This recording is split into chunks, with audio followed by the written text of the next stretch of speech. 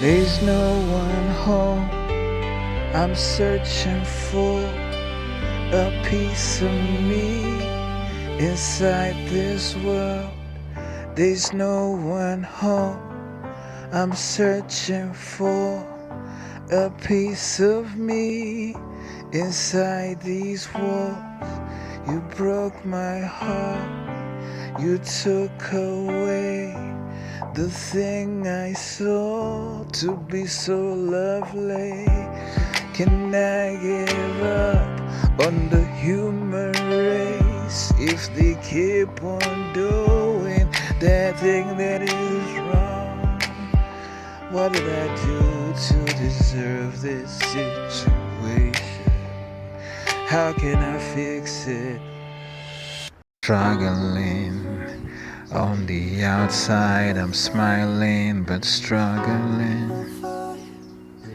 I just wanna make you mine. Can you be my Kiki Palmer?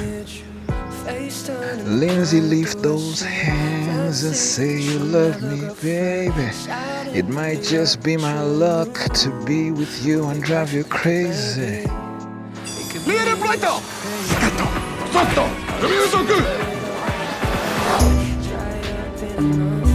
The market here isn't the same anymore.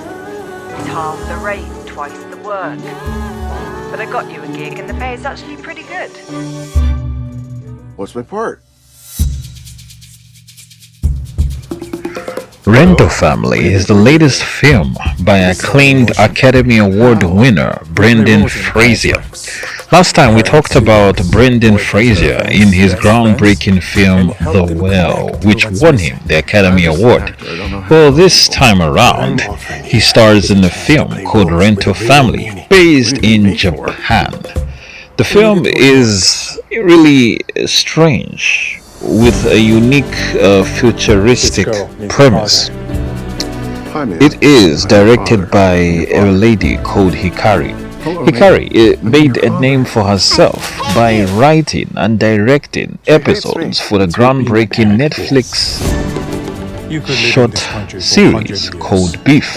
Beef in itself was about a lowlife having beef with a high-class woman. It's a case of road rage which goes too far, as two people want to kill each other just because of a bad incident on a Monday morning in which one person had road rage and wanted to destroy the other one. Well, in the end, the two almost kill each other and kill almost everyone around them. Beef was really critically acclaimed. In 2025, Hikari returned, this time with a film about emotions. It's a dramedy called Rento Family. It stars Brendan Fraser, Takahiro Hira, Mari Yamamoto, Shannon Mahina, Gorman, Akira Imoto. Currently, Rento Family has a Rotten Tomatoes score of 87%. Critics love the dynamic of having an American in Japan, and the levels of communication, the performances were absolutely sweeping. In the film, Brendan Fraser plays a washed-up actor who leaves America and goes to Japan to start doing adverts and such. The truth is, he was cancelled in America because people didn't like his talents, y'all. They thought it was way too much, just taking over Hollywood. So he moves to Japan, and that's where he's loved and adored. To the point where he's in almost every single commercial, every single movie, until suddenly the money starts to dry up. He applies for this unconventional job called Rento Family. Rento Family allows him to pretend to be the father or the husband of a certain person in the family. Many families in Japan are missing siblings, they are missing fathers, mothers, and because Brendan Fraser's character is such a superstar, they would love him to be a father, a mentor to them. So he is hired as a superstar celebrity father who can mentor people in, the family. It is really a strange Does that thing. stay with you? He starts a strange bond with the young lady. A girl called Mia needs to enter a very distinguished school. In order to do that, she has to prove that Brendan Fraser, the superstar who is always on Japanese movies, is her daddy. So they hire him to pretend to be her father, and she does a great job of being his daughter. The truth is, she is in love with him but can't really express her feelings because she's still a young person. The film highlights some of the struggles that celebrities have to go through, because, when you're such a big deal, everybody wants to be around you, but they don't know how to express it. You know what I'm saying? They want you to be a mentor, a therapist, just someone who can push them. But also, in the way these fans are also jealous of him, and by giving him this job, they just wanted to test him. Is he really the guy who is always in the adverts? He's always in every movie? I do not trust him. Okay. So there's a hate-love relationship thing. What happens is that Brendan Fraser does his job so well as the father of the young Mia, to the point where she tells her parents to fire him. Fire him, I do not like him. And so he is fired from his job as her father. But then he tells her, I have to go. She gets all emotional and asks him to stay. No, stay. But he can't stay. So what does he do instead? He does something amazing. He helps her grandfather, who is an aging actor struggling with dementia, to go on an adventure of a lifetime. He kidnaps him from his apartment and takes him to a journey where he can revisit his ancestors. This old man is preparing to die, and before he dies, he just wants to make peace with all those that he had hurt in the past. Brendan Fraser manages to help this man find peace, despite the fact that he hates him a lot and is always insulting him in the different language that he cannot understand. Renter family is very emotional. We find out that even the boss of Brendan Fraser has rented the family. He's rented his son. He's rented his wife because he cannot find love in the world. The film is based on a certain philosophy, a philosophy about emotions. What if we could sell our emotions? Emotional prostitutes, right? Like if you could hire someone to be your daughter, hire someone to be your son, hire someone to be your lover, but then after the event happens, you can let go of them. Well, it does happen in Asia, in Japan, in China, and because of the one-child policy, the workaholic mindset of people in the Asian countries, they're not always able to build fruitful relationships. There's so much going on. So some people rent families, and this film was just trying to talk about this controversial subject. It's beautiful. You just got to watch it. The story we tell ourselves becomes the truth. To her parents, you are her husband. These people look at you like they've been waiting for you their whole lives.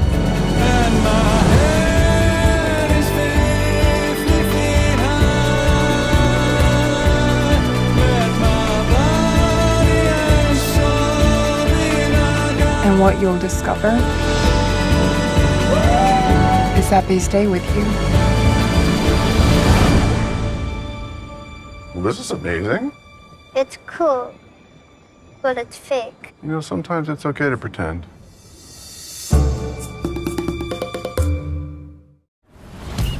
So, you want to leave a big city to come be our small town doctor? Best Medicine is the brand new show about a doctor who moves back to his hometown to become the town doctor. But everybody really doesn't like him. His last name is Best, but they call him the worst.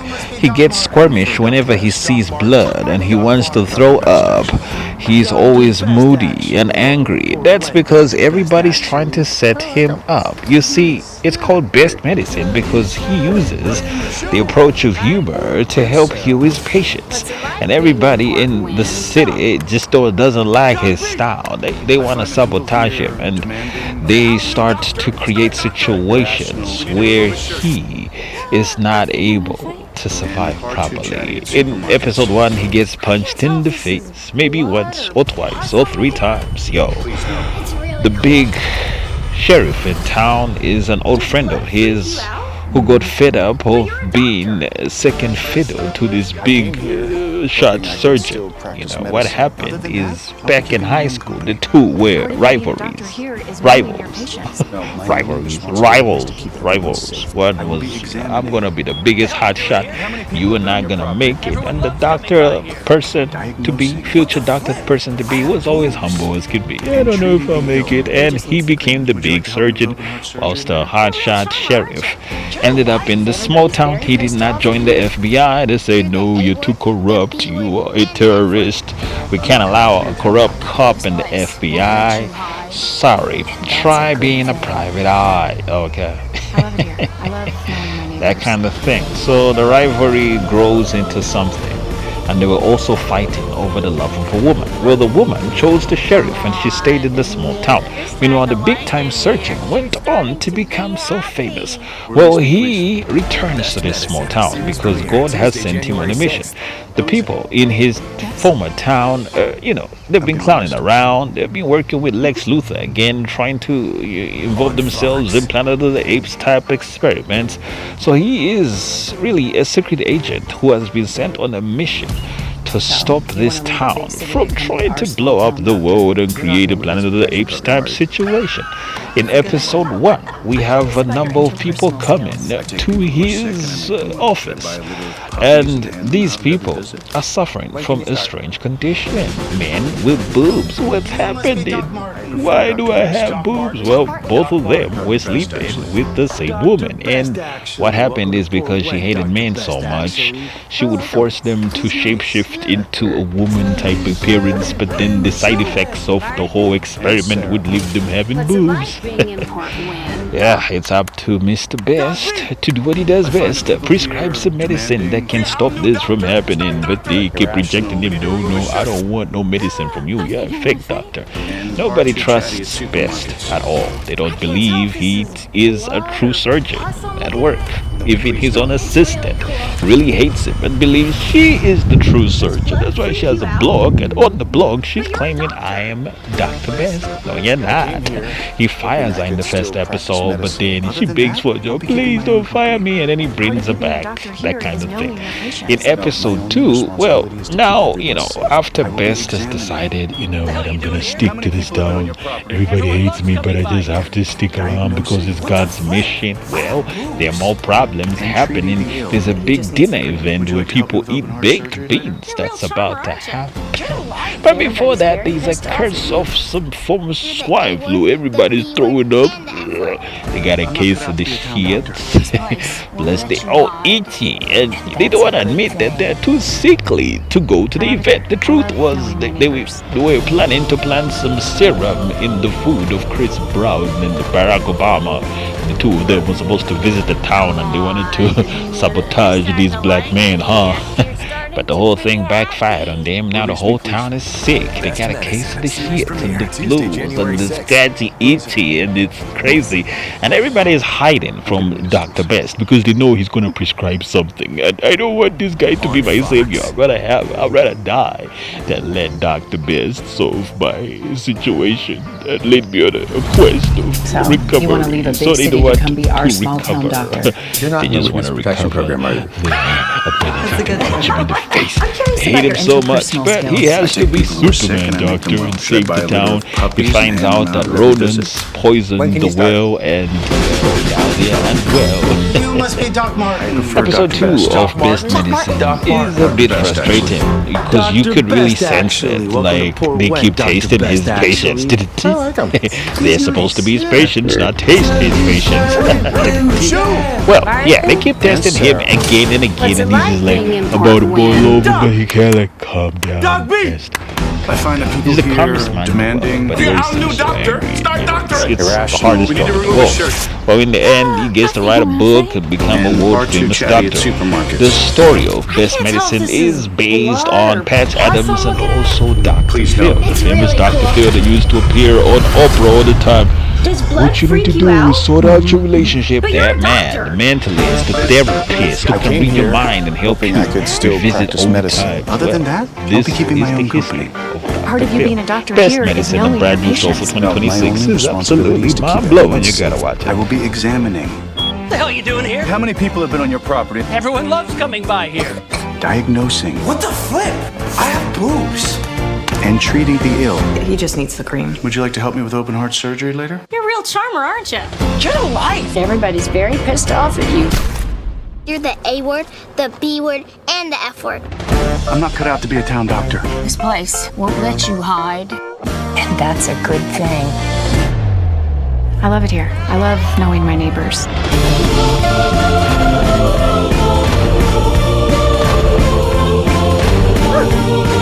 Come on, admit it. You're starting to like it here. You're starting to be happy. Release me, please. Best Medicine series premiere Tuesday, January 6th. Louisa, Yes? I'm gonna need a stool sample. On Fox.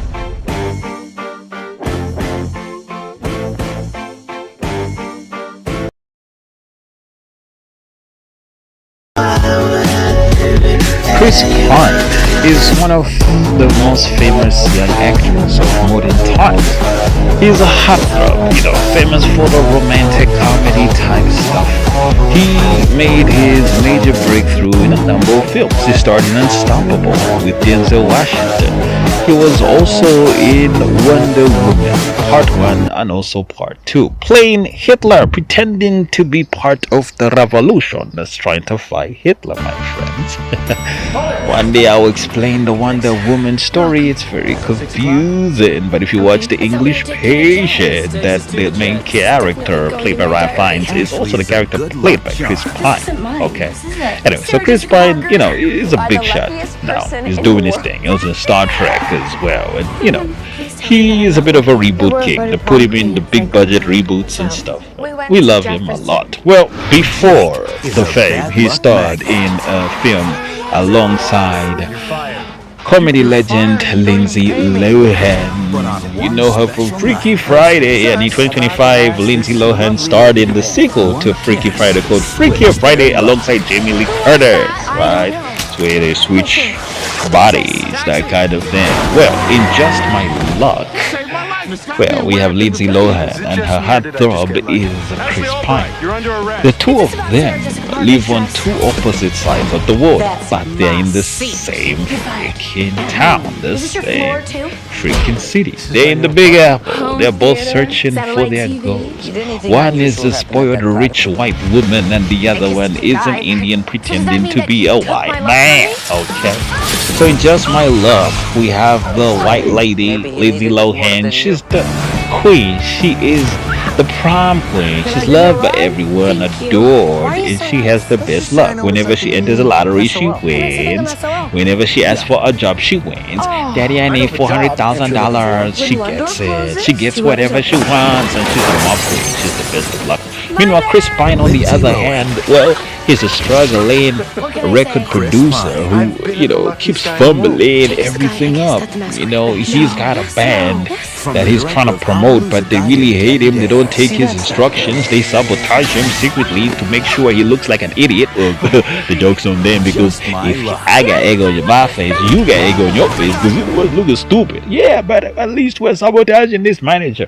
Right, so he's trying to make it in the Big Apple, and he has the worst of luck. Meanwhile, Lindsay Lohan is the best of luck. What happens is, after failing to win over promoters and record deals for his band, he ends up almost on the floor, almost getting fired, and he has one more chance to prove to the band that he can be their manager. What does he do?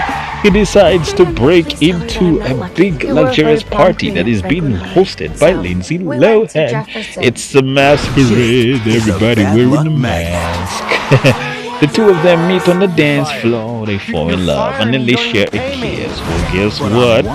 The good luck of Lindsay Lohan gets switched up with that of Chris Pine. Suddenly he's the one with the good luck, and she's with the bad luck. She gets arrested. Why? She was, throwing a bit of a stripper party without a permit, trying to manipulate her boss into giving her a promotion by offering a stripper to come to her concert. Well, it's outlawed in New York.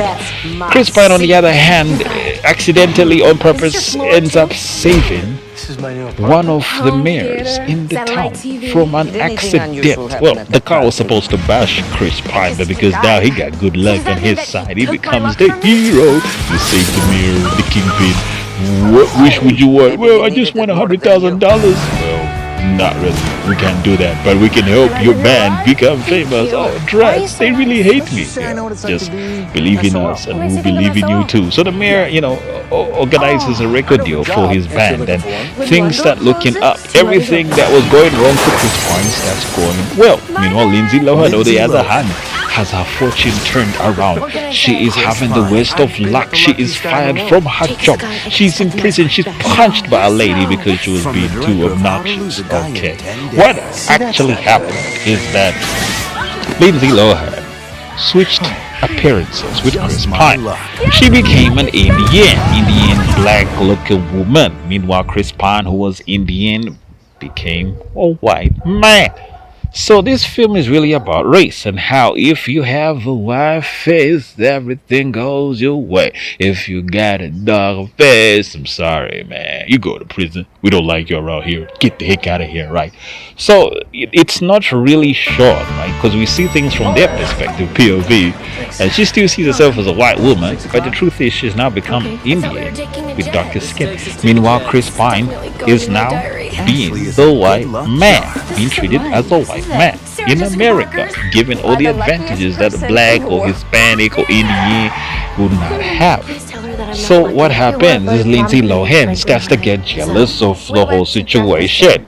The fortune teller tells her that because you've wasted your fortune, you've been a baddie two-shoes. Well, I have to torture you. God is punishing her. And, yes, the case was important, but there are more things that she has to learn about living life as a poor Indian woman. She struggles to get a job at the Burger King place, and she is a mess. She didn't understand. And now suddenly she has regrets. She should have been more sympathetic to Indian women who are struggling to make a living in this weird economy, okay? But she still wants to get back to the top, and she can't wait to get Chris Pine back. Well, this film talks about luck, and it questions the motive of God in giving some people good fortune, whilst others get horrible fortune. The truth is, yes, bad luck and good luck do exist in the world. But if we concentrate on just the favor that we have and say, hey, I got favor, you will not go anywhere because, everybody has a bad day. So what happens when you have a bad day? Your luck runs out. I used to have lucky belts and a lucky t-shirt. I'll meet my favorite girl wearing that t-shirt. But then I realized that even my bad days, I have bad days wearing that shirt too, okay? So yes, it's great to be lucky, but it's even more important to just work hard, you know what I mean? So when we're working like a 9 to 5, one thing we don't realize is that we're turning curses into blessings, right? Working your way up, doing an earnest thing, aiming an earnest living allows you to flip the script. If you have generational curses in your family, you're turning those curses into blessings. The salary is a reward for turning curses into blessings. Every economy in the world is cursed, right? By maybe the ancestry, the sins of the father's father. that kind of thing. And when we work hard, we are actually reversing those curses and turning them into blessings. When we give people a chance who are supposed to help us, destiny builders, build something with us, what we are doing is that we are allowing somebody else to flourish. By blessing someone else, you also get blessed. So this film is very biblical because it talks about the biblical destinies of this woman and this man. They're tied together. If they hook up, if she can help him achieve his destiny properly, then she will return to having good fortune. But if she doesn't, she'll end up in a run for the rest of her life, right? So sometimes even with marriage, we see some marriages are probably cursed because the couple are caught up in evil deeds and they wonder why they don't succeed while others are succeeding. Well, you gotta figure out where your destiny really is and what you are creating with your mission. What do you do every day? Are you working for good? Are you working for evil? Are you trying to destroy? Are you trying to build people? That's the thing. So this film, Just My Luck, talks about that and talks about how Lindsay Lohan was cursed because, yes, she was rich. Yes, she had great fortune, but she used it to destroy other people. She used it to be a terrorist, to destroy black and Indian men. And now she is getting revenge from God. And now he's giving her good fortune to the man who has been a goody two-shoes, who has been helping people so much. And yeah, that's how it is. Well, what happens is they fall in love. She gets her fortune back and he goes back to having bad luck. But then she has a change of conscience. She gives him the good luck. They decide that, okay, let's change our luck by giving it away. And God breaks the curse. His band becomes a huge success. Chris Pine is glorious, yes, and he marries his princess, Lindsay Lohan. It's a fairy tale story with not exactly fairy tale type situations. A very tragic incident. Slapstick comedy. I loved it a lot, you know. And in 2025, we had a remake of Just My Luck. It was called Good Fortune. Aziz Ansari is a comedy legend. He's famous for being an internet sensation. He's part of the modern comedy awakening, you know, having all these YouTubers doing comedy stuff. The likes of Jake Paul, iShowSpeed were all inspired by Aziz Ansari. He's a funny looking guy. He looks like an Indian hobbit and that adds to the humor and the slapstick comedy. He is a comedy legend, and in his filmmaking debut he has a film called Good Fortune. It stars Keanu Reeves, Kiki Palmer, Aziz Ansari, and Seth Rogen. Well, this film, just like Just My Luck, talks about two people who have to trade places. One person who has the worst luck and the other who has great, amazing luck. Well, in this film, Kiki Palmer is like a cat woman. She's always trying to sabotage everyone at work. And the goody two-shoes who is always fighting hard to get his place at work is ignored by everyone. He wants to be a Hollywood director, but everybody rejects him because of the color of his skin. He's a black Indian man, okay, so he gets a tough break. He has jobs watching over the dogs of celebrities in Hollywood, but they still not notice him. One of his bosses is one of the toughest of toughest men, Seth Rogen. Seth Rogen has the best of luck. He's very accomplished. He's a movie producer. He's a business man who is loved by everyone. He has $100 million plus.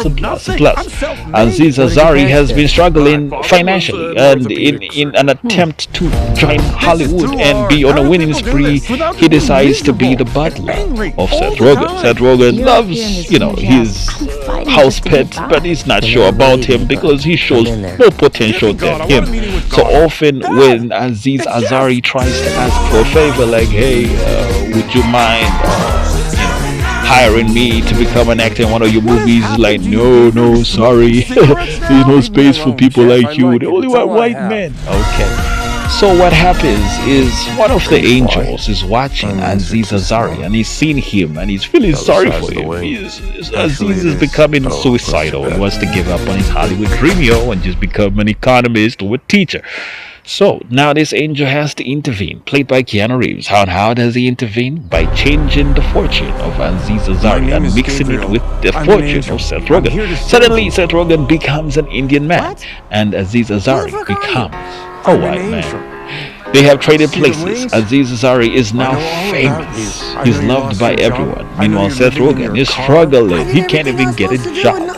He starts to realize the problems that he had created by being such a white snob. I should have helped people. I miss my white privilege and my wife and her mistress. If you don't let me love me back until I give the money and more interest. Anyway, who cares, my friends? Let me try to get my white privilege connections.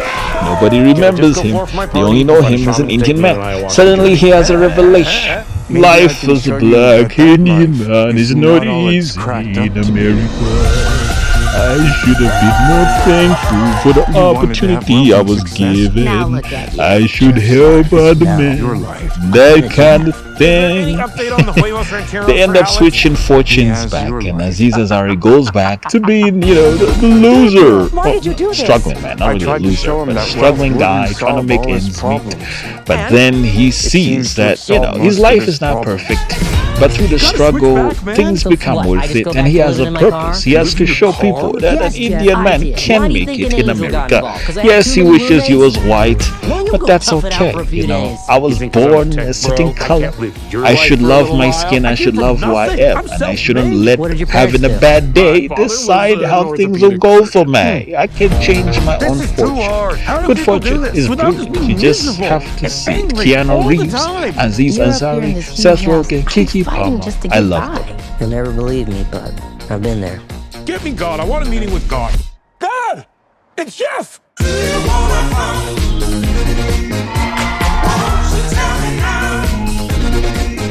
What has happened to you, Gabriel? You're smoking cigarettes now? Leave me alone, Jeff. I like it. It's all I have.